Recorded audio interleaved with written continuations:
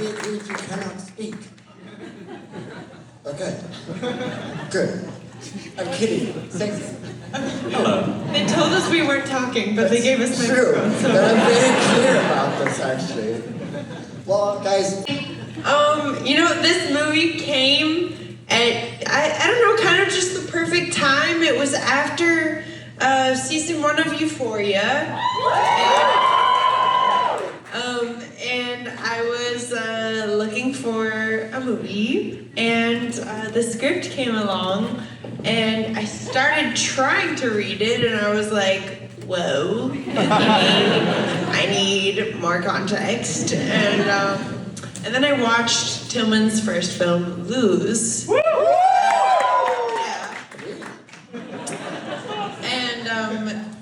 Completely fell in love with what he's doing as an artist and as a director, and was able to read the rest of the script through that sort of lens. And I was like, I need to do this. And I worked hard in the audition process, and I got the role. And that's how it happened.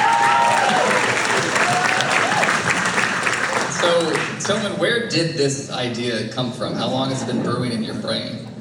I think I started conceptualizing when I was in post-production with that movie Lose. So 2018 maybe. We had a thing happening between 2018 and here. Some hole where nothing happened. I don't know. I always started with a feeling, and for this I had some like sadness and fear, like a mix of that within me while I was hidden, and then stuff that I like or that I find interested sort of brings out that feeling more and more. And for this, it was the documentary about the cuckoo bird breeding and what they do, and I knew that. Germans usually know that because it's sort of our animal. But you forget how crazy it is. It puts its eggs in the nest of other bird species, and then it lets them raise their offspring. And it's really gruesome because all the hosts You trust the madman who came up with it, and we just trusted Tillman. I knew, again, having seen Loose, I just knew that we were in good hands. And there were, of course, making a film is hard. Making an independent film is very, very hard. But there were definitely challenges along the way. But we all just sort of believed in this madman. And I just knew that the sound was going to be weird and cool, and there's such a huge part of this film is the sound design, and I just knew that our bit, or certainly my bit, is just a tiny little offering in the massive sort of cinematic smorgasbord that is Cuckoo. Not so tiny. What? It's not that tiny. It's kind of a big deal. But there's so much that goes in after, the music and the sound on this is really, really phenomenal, and the weird looping, editing and stuff, none of that was us. Yeah, well, the music is incredible, and the sound design, like you were just saying, is so integral and so distinct. Did you have that during production to play on set? Was it entirely in post? Yeah, we had an early version of the call that our composer actually worked on, Simon Vasco, who did the original score. He also worked on the calls, and he got the voice artist for that does all the sounds, and he started looping that and playing around with that, and then at some point the sound designers took over. But it was very important to me that it had a musical quality, and it was sort of like a intersection of music and sound design. And we had a creepy thing going on set. What was it? It was like a long loop, right? Every time that we didn't need the audio, whenever it was possible to just kill the microphones, then we would just blast creepy calls on set. And this has such the visuals.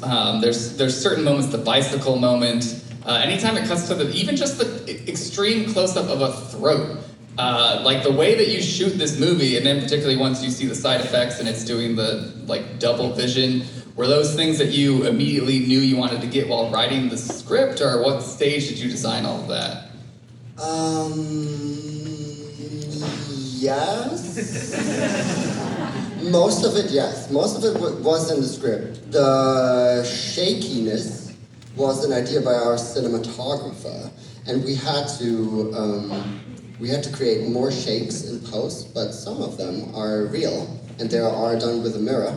And we just shot it through a mirror, and then Paul Fowles, the cinematographer, he's kind of a crafty handyman, and he can do all sorts of things, and he just, what was it, like 2 screwdrivers he like put in the back, like electronical ones, and then they would sort of like shake the mirror like this and like this, because we wanted to have the parallax effect that, you know, not the whole image shakes like an earthquake shot or something, but we wanted to look behind the people. And then, though, you know, they also did that in VFX and did an incredible job basically rebuilding that, you know. The throat was practical though. Oh, the throat was the dummy, yeah. They built literal... this mad, like, piece of throat. Yeah. Skin over it with a little like, motor behind it that would go brrrr, and they just wheeled it onto set one day, this sort of disembodied throat just came on. And I did this close-up shot of this thing. It looks great, but I remember being really freaked out by it. Yeah, there's something about throats that are not chill.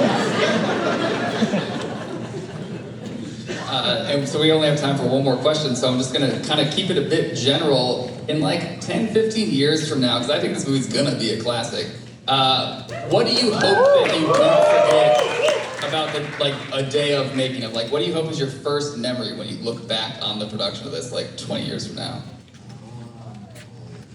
That's a good question. What's my favorite memory? What do I have? I hope we're still friends.